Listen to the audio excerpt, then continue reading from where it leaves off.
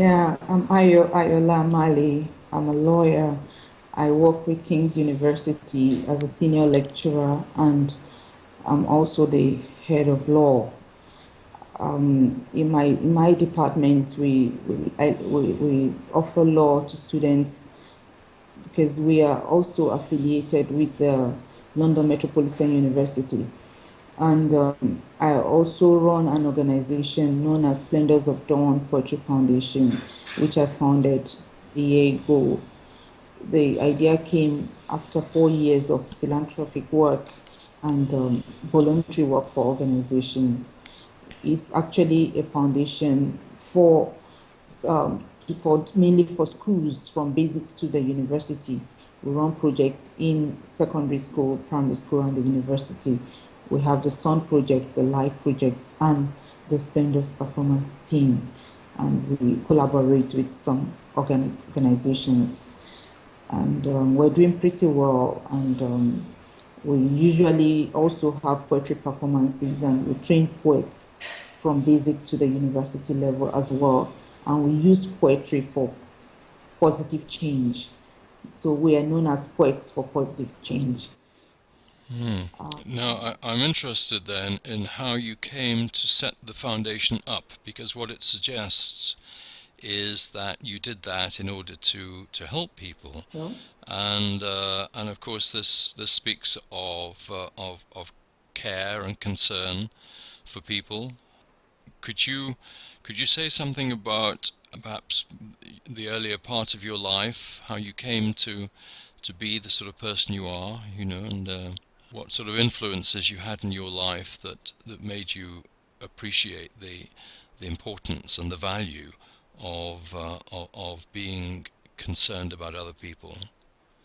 yeah, I grew up in a very large family. My dad loves people, he loves children, and besides his kids, he had other kids. I mean, extended family and those that were not even related to us. We all live together as one, and we were treated equally. I grew up believing that, and I still appreciate that we are all one and the same people.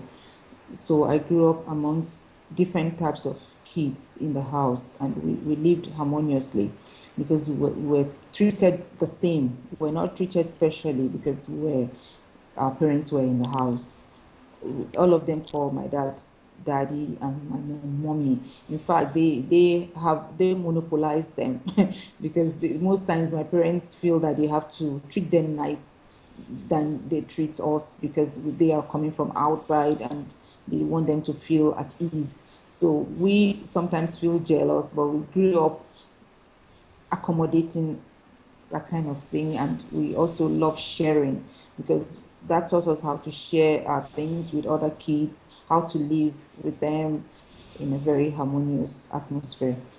Mm. How many children were there in the house at different times, I guess, was it? Yes, different times kids come in, they go to school, they go on holidays.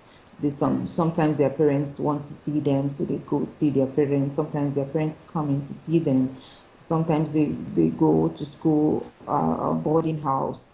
But it's funny that most of them attended the same school that we attended. My parents didn't send us to special schools and send them to local schools. No, they all went to high class schools because one of my brother went to an elitist school. I remembered, and they all went to the same school. I was the only girl my parents had. I went to a school up north. It was the best school then. Even children of heads of states were my mates in school, and I had my family members go to the same school, and my parents spend the same money on us, and we wear the same clothes, and they treat us equally. And they taught us to share and to believe that kids are kids, no matter where they come from, they're innocent. So, and I, And so this must have fostered a sense that you were really all equal, all important together. yes, yes, that's true. We were treated equally, and we also wear the same thing. We go to the same school.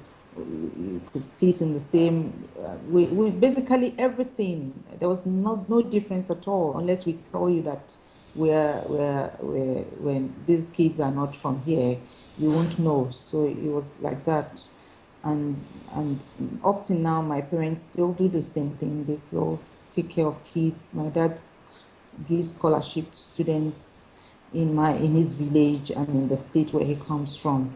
He still does the same thing. He helps people. He's known for that actually, because there's some places I'll go to in Nigeria, and once I mention my father's name, and they don't respect him because he headed an organization, or because I mean, most people who head organizations in Nigeria, people don't want to hear their names. But for my dad, I'm really happy, because if I go out and mention his name, I am privileged. People want to do things for me. He wasn't the head of state, but he tried his best, helping people and being honest. He did his job in a very honest manner, and I'm proud of that. Yeah, because recently I went to Nigeria, and this just happened when my mom passed on. I went to Nigeria, and I wanted to renew my license, my international driving license, and I went to do that, and someone just asked me that where am I coming from? Why am I mean getting a license? Why can't I get a Nigerian license? I said, I don't live in Nigeria, I live out, so in fact, I need to renew my police report for my work permit. And the lady said, oh, but your dad was in the police force. Can you give me his name and I'll do that for you? And she did it, and it was supposed to cost a lot of money. And she said I should leave it because my dad had done so much for them. So, and I think that is what more than anything, I believe that legacy, the kind of legacy you leave, is what is important. It's not the amount of money that you have, is how rich your heart is. So to me, I'm so proud of him. I mean, he was able to leave that. I mean, that's the best legacy he could give to us, teaching us how to live with people, how to share, and how to love other people. Yes. Have you traveled in Europe at all, or America? Yes, Have you? I've been to the UK, and I've been to America once, yeah, Oh, and I've yes. been to some African countries too. I was just wondering if you might be able to give the European and American listeners some idea of what life is like in Africa. Yeah, in Africa, people believe that they are their brother's keeper. So you find people respect themselves in a way that is not usual overseas. I mean, when you see people in the morning, you greet them, even if you don't know them. You try to help them if they have problem. Perhaps they are having so much to carry, you help them. But in Europe, everyone minds their business. I mean, you just go your own and do your own thing. You may be living in a neighborhood, you don't even know who is your neighbor and what your neighbor is about. But in Africa, people know who their neighbors are. They visit each other, they interact, and they share their problems. I find that different in Europe. And also in Africa, you are also your brother's keeper within the family. If you have a problem, you could take it to your uncle, you could take it to your auntie, and she sees you like you're her own child. I mean, it used to be like this before, really, to be honest, but now it isn't, because we're gradually taking on the Western way of life. People believe that if you live the way the Western, I mean, people in the West live, it means you're civilized, it means you're educated, and it means that you're doing the right thing. To some extent, I don't believe that. I believe that, yes, there's some culture, I mean, that the European culture that we should imbibe, that is positive and enriching. There's some that it's un-African, and I think we have our own good culture that we should also keep and people should learn from. I don't believe that we should throw everything out like that, especially living harmoniously and being your brother's keeper. I like that so much. I Mm, believe that if we keep that, we won't have the problems that we face, especially in my country today. Because in my country, in those days, the Muslim and the Christian live together, they intermarry, when it's Salah, when it's festivities for Muslims, they bring mhm, food to the Christian home, they give gifts, the same thing the Christians, and people don't have any problem. They see, I mean, everyone worshiping the same God in a different way. But it's not like that now, especially up north. The Muslim look at the Christian as someone who doesn't know God, and if it's possible. I'm not talking about the generality of the Muslims. I'm talking mhm, about the fanatics among them. They mhm, are good Muslims just as they are good Christians mhm, as well. So I don't believe in religion. I believe in the person, and that person's relationship to fellow human being and to God. mhm. So the religion is how you behave to your fellow human being. So it's not telling me that you know God, but how you act and how you treat your fellow human being. Yes, and is it the case in even in the larger cities that people know their neighbours and know the people in their communities? I mean, are the cities made up of communities of a certain Yes. size? And, It's an African thing. Where I live in Ghana, in Accra, I know my neighbors. They approach me. This morning when I was going to work, my neighbor approached me. She wanted me to help her find out certain things about a church she wants to visit in Nigeria. She needed an information, and I told her, "Why not? I'll get across to her." So I don't see it as anything. They can just come and knock your door. They don't know you, but they believe that you should be accommodating. It's an African way of life. We don't mm, see it as a problem. We believe that, I mean, we should be able to help others. So it's African. mm, Yes. So people come to my house and they ask me to help them, and I mm, do help them a lot. Yeah. mm.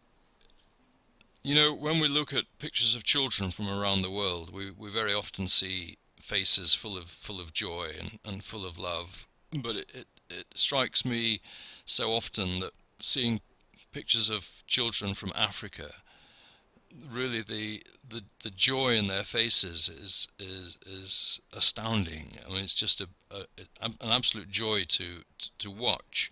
And from what you're saying, it's kind of sounding as if, you know, this is how life is in perhaps not everywhere, but in certain parts of Africa. And yet, at the same time, we hear that Africa has many problems. Very often, you know, there is poverty. There's and again, with Africa being such an enormous continent, of course, there could be the entire range of different ways of life in the one continent.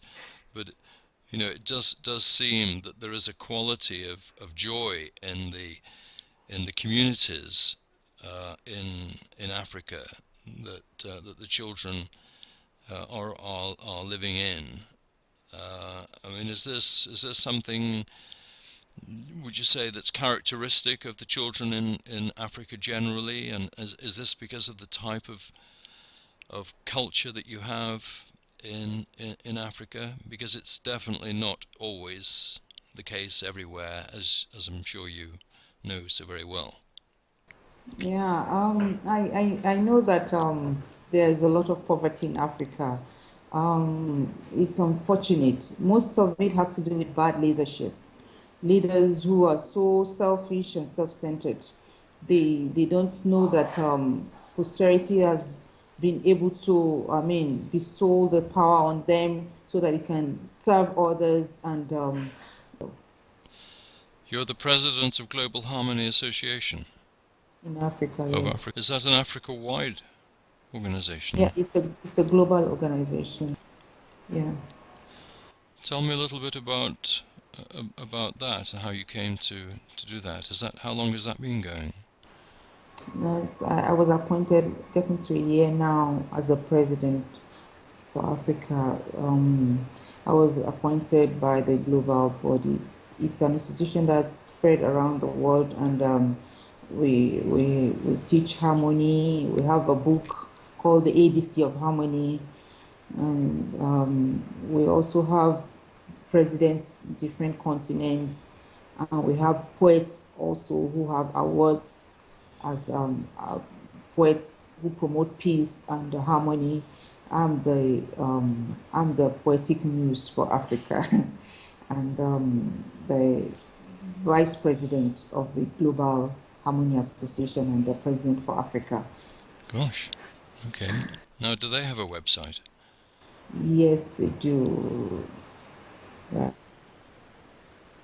I'll have to get that for you. All right, Check but it for you. it's the Global Yeah, Harmony I'll send it to you. Association. Yeah, I'll Yeah. send it to you. All right, It but was founded by Dr. Shemasko, a Russian, Dr. Leo Shemasko. hmm and so how did you become involved with it? Yeah, I was nominated by someone, and I became a member as a result because I write a lot of poetry, poems on harmony, on peace, on humanity and love. So that's how I got involved in that. All right, lovely, And then gradually I was appointed the president for Africa. very nice. So it sounds as if you live a busy life there. Yes, my days are full and long, but I enjoy it because really, if you look at life, there's really nothing much if you're not helping others and sharing your life. Life is so boring if you don't share it. Mm, Yes, and if you don't, help others, you don't feel happy. I don't feel happy mm. because I believe that love makes the heart sparkle. So It does. It feels good, doesn't it? you feel happy when yes, it does. And when you help others, you feel happy, especially Mm, those you don't know. When you help those you don't know. If you help your family, you're sure to get that help back one way or the other, hmm and it doesn't add up at all. But if you help someone you don't know, you feel happy, and that person also feels loved too as well. I think it's important. Yes. Do you find that you meet a lot of people who feel that way as well, or is it? Not as many people. Not as many people. I find people who even think that when you help them, they think they're smarter than you are. They think you're foolish. They think that you're too naive, Mm, and they think they've used you because you've helped them. Yes, that's the negative part of it. But if you really want to help, you don't look at that. You just move on. Yes, you just do your bit and you move on. but you like to be a spokesperson for the value and the benefits of living from your loving heart. So, Yes, that's what the world needs now. The world is peeling apart because people don't know what love is, and if they do, they don't even know how to love, mm, and not even love themselves. So, in the first place, how much more love another person, another human being? So, it's the world has a big problem. We're mm, talking about lack of peace in the world. There cannot be peace where there is no justice. And when there is no love, you can't find justice. mm, So the chain, these things, we have to go back to basic. We have to become, children, innocent children, loving and seeing people as one humanity. If not, we can't have peace in the world because there will be no peace when you feel cheated, when you feel people are taking advantage of you. There will be no peace, and mm. that's what's responsible for all the crises in the world that we see. And you feel that the basis for this is that you need to love yourself before you can really give yourself to others. Yeah, you can't love others if you don't love yourself. You have to love yourself first. When you love yourself, you appreciate yourself, then you can love and appreciate others. Mm, Yeah, and you know one thing that I've discovered is difficult to love another human being if you don't believe that God created you equal yeah. with that person. So if you think you are better than someone else, it's not easy to love that person. Mm. So, but if you look at it that oh, this person is the same thing like me because it's the breath of God in him or her. We're all the same. We feel the same way. We have the same blood running. I mean, within, and we have the same heart and soul, and basically we're the same. It's easier to love like that. But when you feel you are better than the other person, you can't love them. Mm. Yes, you can. And you feel that I believe mm.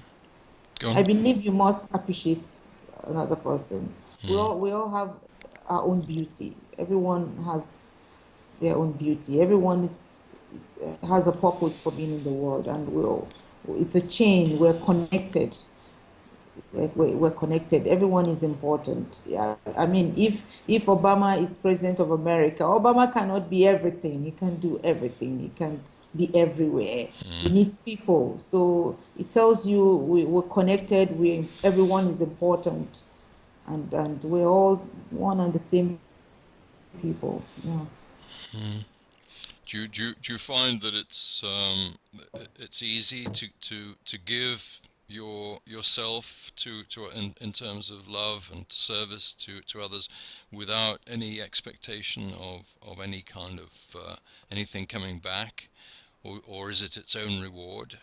Yeah, it's not easy. I must tell you the truth. I mean, to give yourself without expecting, it's not easy, but it takes, you have to become someone who's deep thinking to know that when you do something and you expect something, you always face disappointment.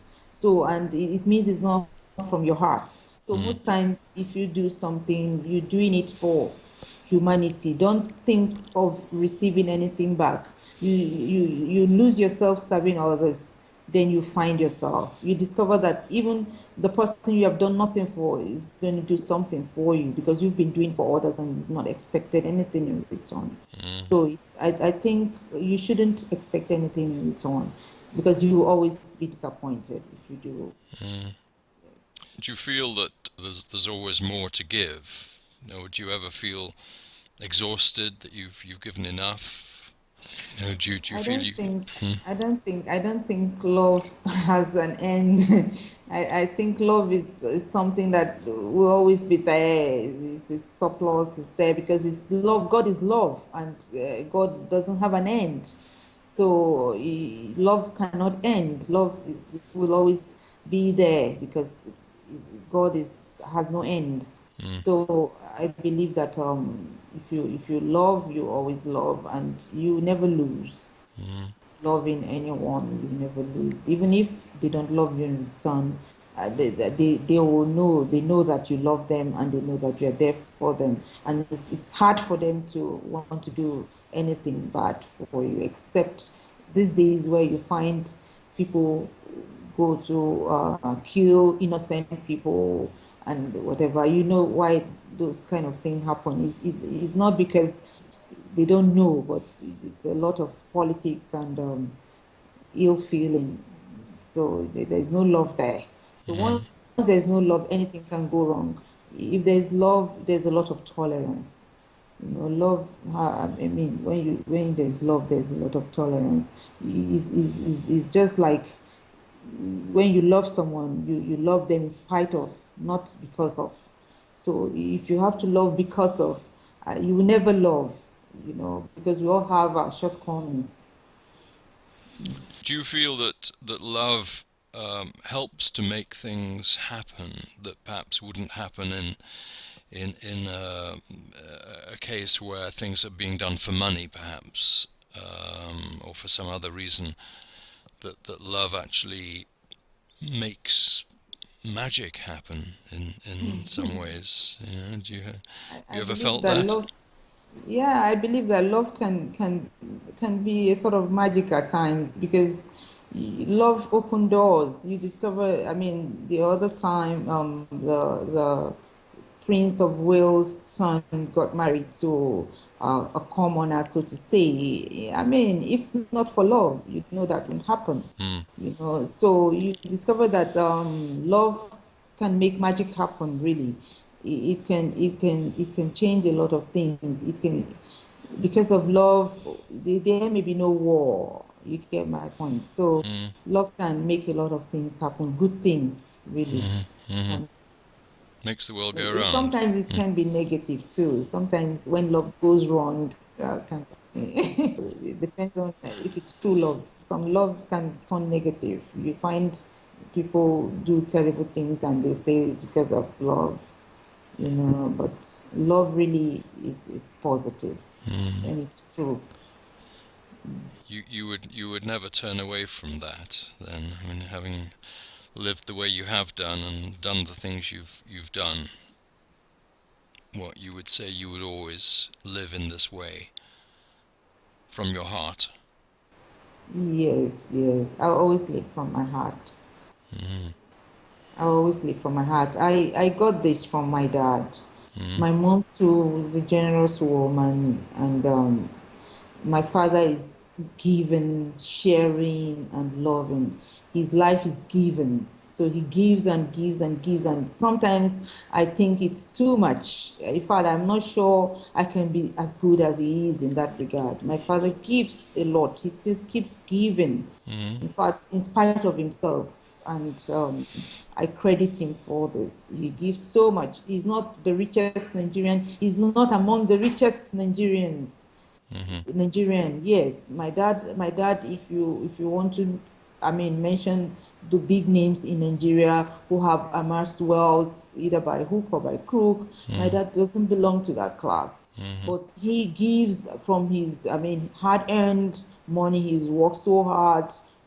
He pulled himself by the bootstrap. He had no, his parents, his father was a missionary who worked with the white people that brought Catholicism to the village. And he was by no means a rich man. Mm-hmm. But my dad had to work hard, see himself through school, and he rose through the ranks to be what he is. And he still believes in giving and helping. It's rare to find someone come from poverty and they are also giving and loving. I cherish him for that, and I've learned so much from him. I wish I could be that generous, really. Mm-hmm. Yes, What sincerely. what what sorts of thing does he do then? I mean, you say he's a lawyer professionally. Yeah, he was in government. He was the head in the security service. He has retired now. He Oh has yes. his private security service that he runs, and he still continues with his giving lifestyle. Mm-hmm. It makes him happy. I think perhaps that's what preserve. I believe when you help people, you get blessings. Sincerely, you get blessed. So I think it's helping him a lot. Mm-hmm. My mom was a mother for all. In fact, when she died, the bishop sent word, and everyone in the church knew her because she did a lot of church work. She was very active and helping people here and there. And they were like, oh, a mother has died, a mother for all. So she was really a mother for all. I call her anytime and ask her, seek her advice, like every other child. I mean, does, and she's always there. I feel so sad that I lost her because she was truly a mother. She devoted her life. She lived as a mother. Yeah, and she didn't think too much of career. Unfortunately, she was a business person, but she wasn't too concerned about her business. She gave most of the things out. I don't appreciate that aspect because I believe she should have nurtured her business. I mean, if the business had grew, she would have been able to do more for others. She let go and was too concerned about helping others. Yeah, so her funeral is a funeral for the community. A lot of people are involved in it because she's lived her life for them, and I think that is a good thing. I feel happy and privileged. I can imagine that your father and mother must have been very influential in the communities. I mean, being such loving Yeah, people. my dad is very influential in his community. I agree with you. Where he comes from, there are people who are, I mean, who are wealthier, but they've not done anything for that community. My father is practically the chairman for all occasions. not because he's the biggest man around, not because he's the richest, but Mm. because he's generous. So Mm. everyone wants, they know that he will come, they know he will do something. And we, the kids, we were, at the time, we were so put off that, I mean, why would you do all of this all the time? Are you the only one? We discovered that it's his path. He has chosen this path, and we have to respect it and learn from it. So he's been a very generous father. He gives scholarships. He does so many things for the church. He's always changing the pews in the church, doing this, doing that. Chairman of harvest, this harvest. He's very, very generous man. I must tell you, Mm. from his the little that he has, because we have very wealthy Nigerians. My dad doesn't come close to the super rich, but he's I mean, I'm from an average family, comfortably average family, middle whatever how to call it. Mm. So, but he's giving as if he's rich, he's wealthy rather. So I appreciate that. So you've had quite a lot of experience of how loving people and helping people is the best way of Yeah. living. So when you lose yourself serving others, you certainly find yourself. So you don't need to expect anything. I Mm. mean, when you give, or when you, I mean, share anything, or when you do good to others, you should do it. I mean, because you should do it, not because you want something back. Mm. That's my own principle. I believe that so much. Mm. And I was saying that when my mom died, I was given one of the key to her room, and I opened the room and I saw all her things. I knew that life was really vanity. There was really nothing to life. I saw how she kept her things. The day she was taken to the hospital, she thought she would be back home, and she never came back. Mm. So and all we remember now are memories of who she was, what she did, and how she touched people's lives, and that is what, I mean, keep coming back to us. Mm. So it's a big lesson for me. I mean, I've lost a brother before, and I felt so bad and touched. I knew that life really is when you lose yourself, and you share it with people, you love others, it enriches you and makes you a full human being. It makes you complete. Mm. So if you have everything, and you don't have love in your heart, you have nothing. You have Yeah. nothing. Yeah. Well said. Very nice.